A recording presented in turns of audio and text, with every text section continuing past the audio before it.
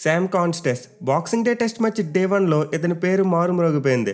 ఎందుకంటే ఇతనికి మరి విరాట్ కోహ్లీకి మధ్య ఆ ఫిజికల్ డాష్ అనేది చూసాం. అంటే దీని తర్వాత కోహ్లీకి ఫైన్ వేయడం, అలాగే ఒక డీమెరిట్ పాయింట్ ఇవ్వడం మనం చూసాం.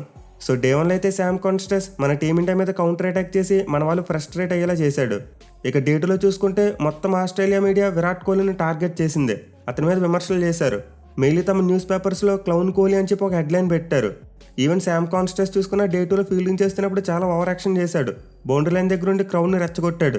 మెయిన్లీ విరాట్ కోహ్లీ వికెట్ పడినప్పుడు అతని సెలబ్రేషన్స్ అయితే చాలా ఓవర్గా ఉన్నాయి. క్రౌడ్ మొత్తాన్ని రెచ్చగొడుతూ మీరు అరవండి అంటూ సెలబ్రేట్ చేసుకున్నాడు. ఈ సెలబ్రేషన్ అయితే నిజంగా ఓవర్ అనిపించింది. అలాగే విరాట్ కోహ్లీ అవుట్ అయిపోయడానికి వెళ్తున్నప్పుడు ఆస్ట్రేలియా క్రౌడ్ కూడా అతనితో మిస్బిహేవ్ చేసింది. కోహ్లీని తిట్టారు. దీంతో అతను వెనక్కి వచ్చి వాళ్ళతో వాగ్వాదం దిగడం కూడా మనం ఒక వైరల్ వీడియోలో చూసాం. మెయిన్లీ ఆస్ట్రేలియా ఫ్యాన్స్తో పాటు వాళ్ళ మీడియా కూడా కోహ్లీని గట్టిగా టార్గెట్ చేశారు. అతని మీద చాలా విషపూరితమైన ఆర్టికల్స్ పబ్లిష్ చేశారు. ఒక ఆర్టికల్లో అయితే శామ్ కాన్స్టెస్ విరాట్ కోహ్లీ ఫాదర్ అని చెప్పి హెడ్డింగ్ పెట్టారు.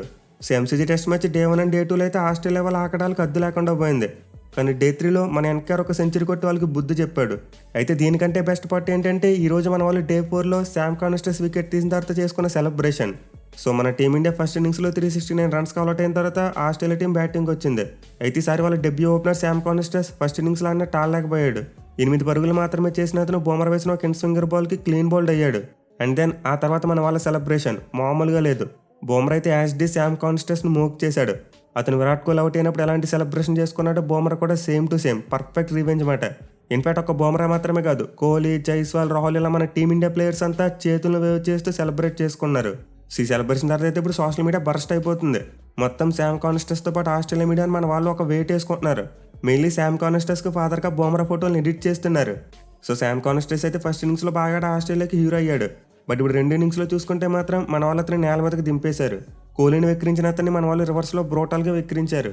మెయిన్లీ బౌమరా అలాంటిది ఎప్పుడూ సైలెంట్గా ఉంటాడు, ఎవరి జోలికి వెళ్ళడు. బట్ అలాంటిది అతను ఇలాంటి సెలబ్రేషన్స్ చేసుకుని రివెంజ్ తీర్చుకున్నాడంటే అని అర్థం చేసుకోవచ్చు ఆస్ట్రేలియా వాళ్ళు మన టీమిండియా వాళ్ళని ఎంతలా కెలికారనేది. సో ప్రస్తుతానికైతే ఎంసీజీ టెస్ట్ మ్యాచ్ చాలా రసవత్తరంగా మారింది. చూడాలి మరి మ్యాచ్లో ఇంకెన్ని ఇలాంటి హిట్ మూమెంట్స్ చూస్తామనేది.